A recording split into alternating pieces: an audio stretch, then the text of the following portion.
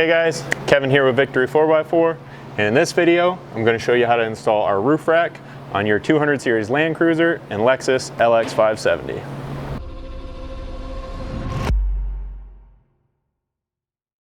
Now to get started, the first thing we're going to need to do is remove the factory rack.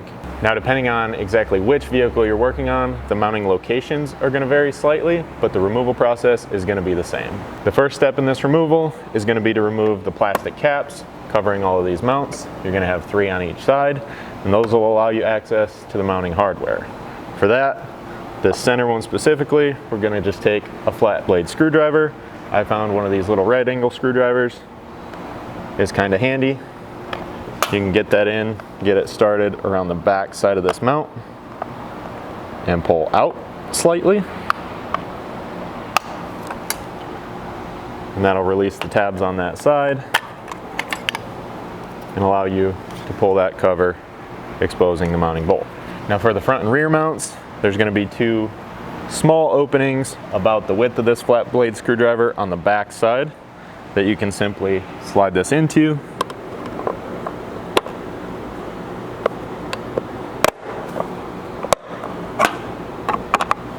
And then pry out slightly, also giving that just a slight pull. That'll pop up, and then you can slide it back as you just saw me do there. The front covers are going to remove the same way. Now that we have these 3 covers removed, I'll go over and do the same thing on the other side.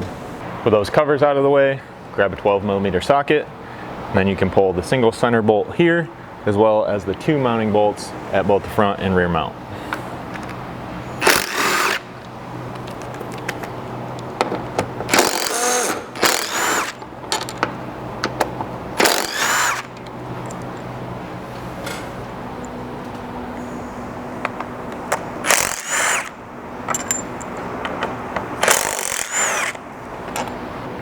With all the mounting hardware removed, you can either loosen and remove these crossbars by sliding them out of the rear of these rails so that you can take this off in several pieces, or it's not very heavy. You can just grab the entire assembly and set this off to the side. The next thing you'll need to do is come back to this mount where you had the 1 single side bolt, and using a 10mm socket, remove that from the roof of the vehicle.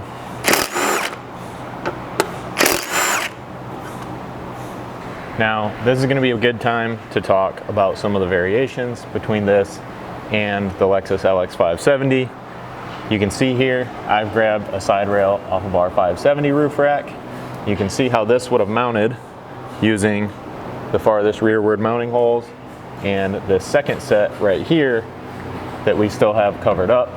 So to open that up and expose it, it's simply a small plastic cover that needs to be pushed in the direction of those arrows and lift it up.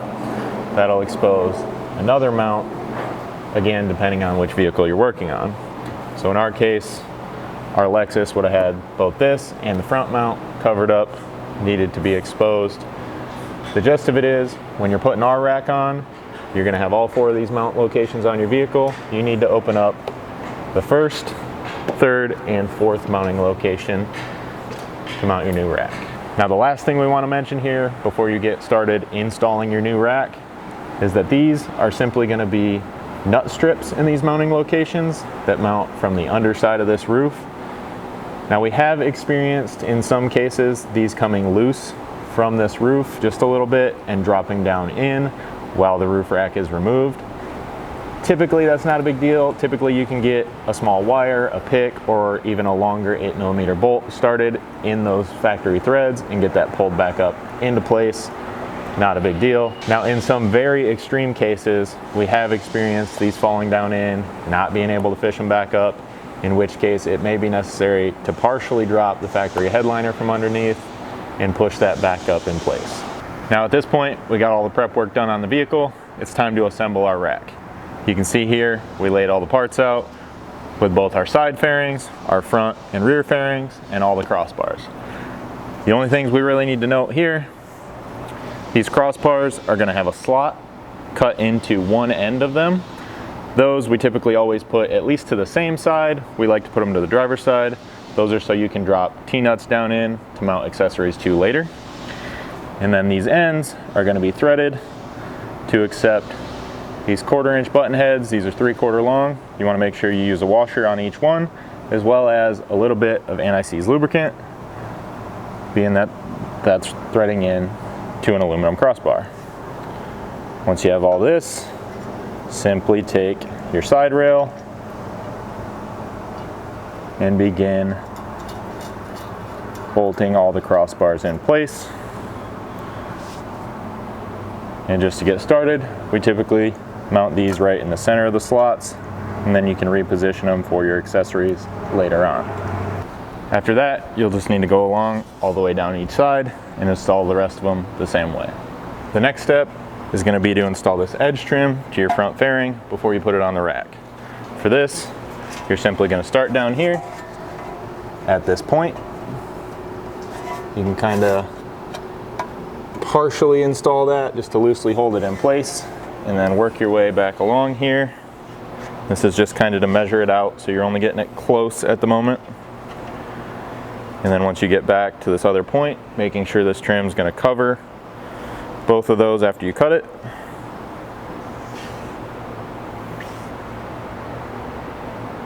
You can hold your thumb as a marker, and then using a pair of large wire cutters or tin snips, go ahead and cut that off. Now this edge trim does have like an aluminum impregnated structure behind here just for some rigidity. You do want to come back and make sure that none of that is protruding out of there, where it's either going to cut you or potentially scratch the powder coat here. And then simply starting back at one end of that point, you can begin pushing this all the way tight up onto the fairing, working all the way across from one end to the next. Now for this part, we're just going to use those same 1/4 inch button head bolts and washers that we put the crossbars in with, except this time we're going to back them up with a serrated flange nut on all 3 of these mounting holes on each side. So I'll get this slid in here, I'll get all these loosely started, and then we can snug that up for now. With all the hardware loosely installed, you'll push this fairing all the way down in its slots, and then just lightly tighten this up for now. And that'll help to hold this rack up off of the roof when we set it down over the mounts. Now for the rear fairing, you'll simply take the leftover edge trim you had from the bottom of this front fairing, estimate about the center, and go ahead and cut that again. So you're left with 2 pieces about 4 to 5 inches long. Again, remove any excess aluminum in there. And then all you want to do here is place 1 piece out on each corner so that you're covering that point. Once you're happy with those, you can simply install that to the rear just like we did the front, with this bent flange facing up. Now once the rack's assembled, we can move back up here to the roof and begin installing your roof rack mounts.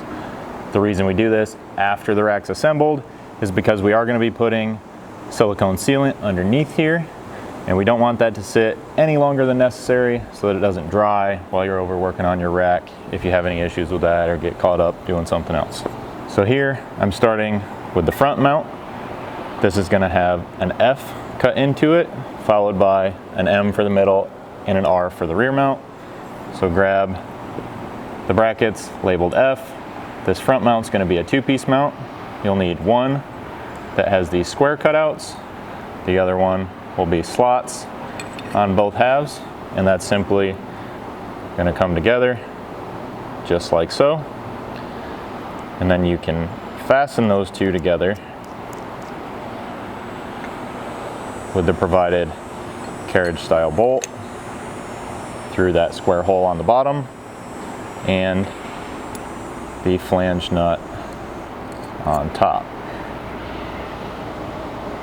Now once you have both of those loosely in place and your bracket looks like this, go ahead and push that up, making sure that square is seated in the hole, and then tighten this up enough that you can still move the two halves, but that's not going to drop down and either hit the roof or spin in that hole.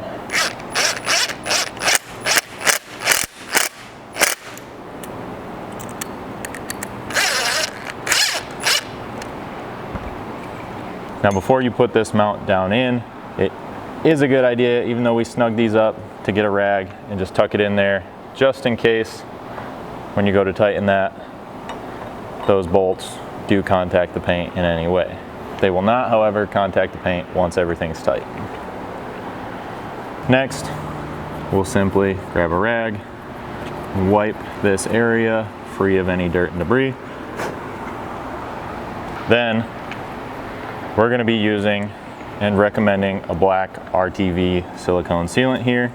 You'll simply take that and put a generous bead around each of these mounting locations. Now use your judgment here, you don't want to go crazy and make a giant mess, but you do want enough that it seals the bracket to the roof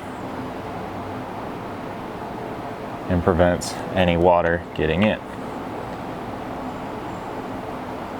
With that RTV around the mounts, we can gently place this down.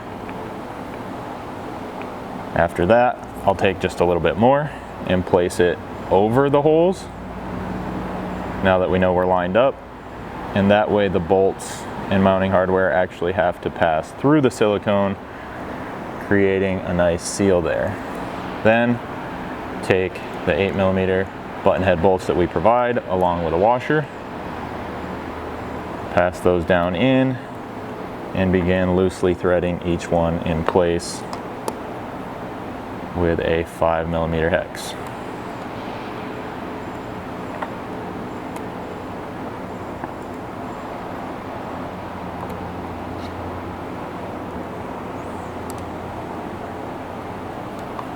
Now after you have both of those started, you can come back and on this front mount, tighten those right down.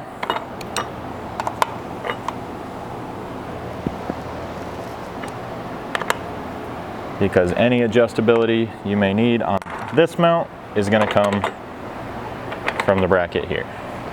Moving back along the side of the vehicle, you can install your mid mount just as I have here, with this taller flange facing out and the round holes down in that channel.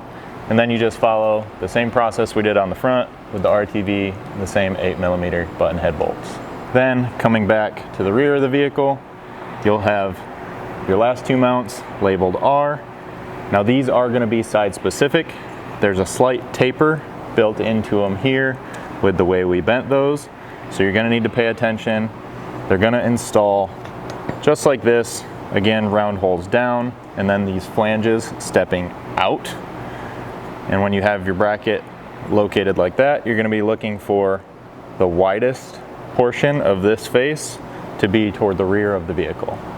And then we can simply follow those same steps, RTV, button head bolts, and mount that in place. Now with all the mounts in place, I went ahead and threw a couple rags up here on the edges of this roof just to help protect the paint so that the side rails don't contact it while we're setting the roof rack down on. Then I'll grab the help of a friend to help me set this up on the roof. After you have the rack placed up here on the roof, it's just a matter of centering this front to rear so that you can start those 1/4" button head bolts. Again, on these mounts, you're going to back these all up with the serrated flange nuts. You can get 2 of these started in each mount, and then we'll come back and set the height of this rail. Now one last thing you will need to do before you can finalize the height of this side rail is come in making sure the top half of this front mount is tight to the side rail. You can use a 1/2" wrench and finish tightening up those flange nuts to the carriage bolts. Then it's just a matter of coming along here, making sure you have a nice even gap all the way along between this side rail and the top of your factory roof. Just making sure also you don't want to be at the very top of these mounts necessarily, because you could run out of adjustment on your front and rear fairings, and you don't want to be all the way down tight, because as you apply a load to the top of this, say with gear or a rooftop tent, it may deflect slightly and you don't want it to contact the paint. So 3/8 to a 1/2 inch of gap there should be plenty. After we're happy with that, we'll take our 5/32 Allen and tighten the side rail up to all 3 mounts. Next, you'll need to adjust the placement of your front and rear fairings. Now before you can tighten these down, we're going to recommend you install this clear paint protection film. This is just some we picked up on the internet. It's pretty simple and easy to install. We simply have this pushed down close to where we're going to want it, tight to the roof. And I'm going to take a few pieces of masking tape to lay out about 1/4 to 3/8 of an inch in front of the edge of this edge trim. I let it overhang just enough that I can put a mark here to tell myself where to stop my paint protection film left to right. And then I'm just going to add a few more pieces of this along the front edge as a guide to follow while I lay out that film. After you've got your layout set, simply remove the front 2 bolts holding the fairing to the side rail. Then you can go ahead and flip that back temporarily out of your way. Next, so that your paint protection film sits down as flat and as invisible as possible, we're going to prep this surface using an alcohol prep wipe. If you don't have these, you can get some rubbing alcohol. Just use some sort of residue-free cleaner. You don't want any sort of greasy, slick residue up here that's going to prevent that from adhering. I'm just going to spread this out all the way across until I can see that it's lined up with the mark I made on the other side. Come all the way across here, do the same thing. And then holding a finger there to mark that length. You can cut that with a pair of scissors. Peel back one edge of your film. And you can start to put that down in place. Again, simply following along the guideline you made.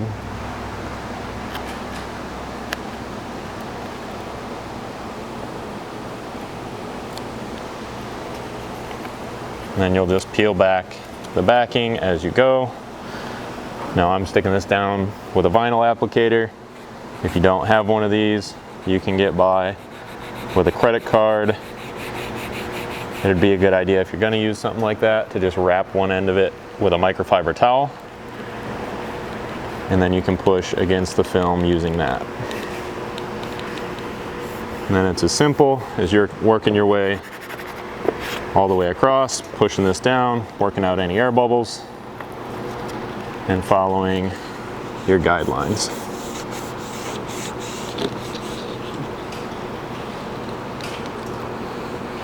Once you have that put down tight, simply remove all this guide tape.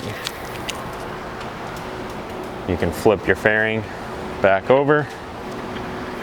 And then once you reinstall these 2 bolts on each side, we'll push it down tight to the roof surface, tighten these up, and that edge trim becomes virtually invisible, but it's in between there to protect that paint from any dust, dirt, debris, or stones you might encounter along the way. Now after that, we'll go adjust the rear fairing the same way. The only difference really being that the paint protection film is just going to be a couple short pieces, one under each of those points out on the ends. And that completes your roof rack install. So if you guys have any questions about this roof rack or any other product here at Victory 4x4, don't hesitate to reach out to us, info@victory4x4.com, or give us a phone call, 269-459-8447.